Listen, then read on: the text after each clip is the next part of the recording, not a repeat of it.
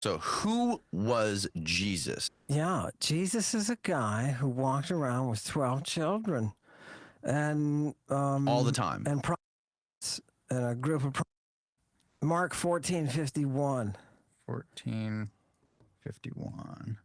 All right, cool. A young man wearing nothing but a linen garment was following Jesus when they seized him.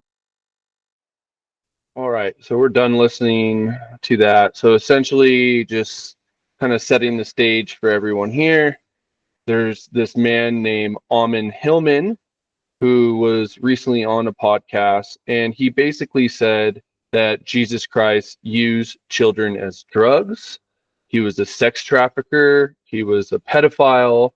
And they use a verse, Mark 14:50 through 52, to use as evidence. So we're going to look through this and see if he has any sort of validity in what he's saying, but also if there's another way to kind of interpret this text, because the way he's interpreting it is very weird and seems very flawed. Starting, this is the verse that he was talking about here, and it says, "Then everyone deserted him and fled." They're talking about his disciples. Okay, so the disciples desert him and flee right when he's about to be arrested. But a young man wearing nothing but a linen garment was following Jesus when they seized him. He fled naked, leaving his garment behind. Okay, so a lot of people are wondering, what is Jesus doing with this young man and why is he naked? So to start, I want to kind of set the stage. I want to see what characters are in this scene, and then we could go from there and start to break it down. So what I want is Mark 14. There we go. So now we're going to Mark 14:32 through 51. And they went to a place called Gethsemane. And Jesus said to his disciples, "Sit here while I pray." He took Peter, James, and John along with him, and they began to be deeply distressed and troubled. "My soul is overwhelmed with sorrow to the point of death," he said to them. "Stay here and keep watch." So far, we have the disciples. He tells the disciples to sit in an area while he goes deeper into the garden and he's going to pray. He takes Peter, James, and John along with him. So we're seeing the characters that are in the play. He has his disciples that are kind of situated in a bullseye tactic, right? So we have the disciples on the outer part of the garden, and he takes three with him into the inner center of the garden. Who does he take with him? Peter, James, and John.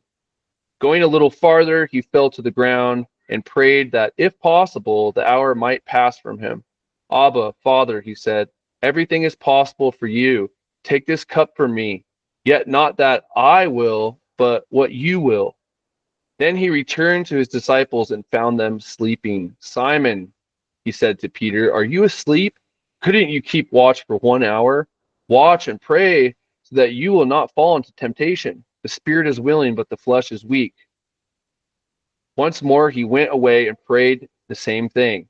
Then he came back. He again found them sleeping because their eyes are heavy. They did not know what to say to him. Returning the third time, he said to them, "Are you still sleeping and resting? Enough, the hour has come. Look, the Son of Man is delivered into the hands of the sinners. Rise, let us go. Here comes my betrayer." So now we have some more characters in the scene. We have the three that he took with him. We have Jesus, and now people are entering into the scene. It's Judas and the people who are going to arrest Jesus. Just as he was speaking, Judas, one of the 12, appeared. With him was a crowd armed with swords and clubs, sent from the chief priests, the teachers of the law, and the elders. Now the betrayer had arranged a signal with them. "The one I kiss is the man. Arrest him and lead him away under guard." Going at once to Jesus, Judas said, "Rabbi," and kissed him. The men seized Jesus and arrested him. Then one of those standing near drew his sword and struck the servant of the high priest, cutting off his ear. "Am I leading a rebellion," said Jesus, "that you have come out with swords and clubs to capture me? Every day I was with you, teaching in the temple courts, and you did not arrest me. but the scriptures must be fulfilled. Then everyone deserted him and fled.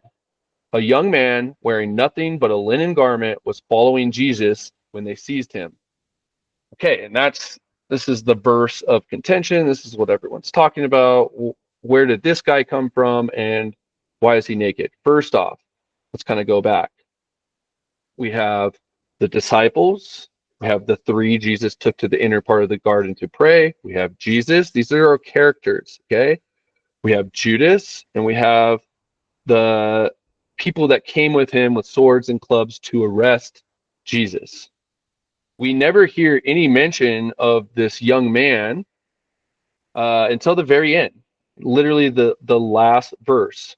So this man isn't described anywhere else in Mark.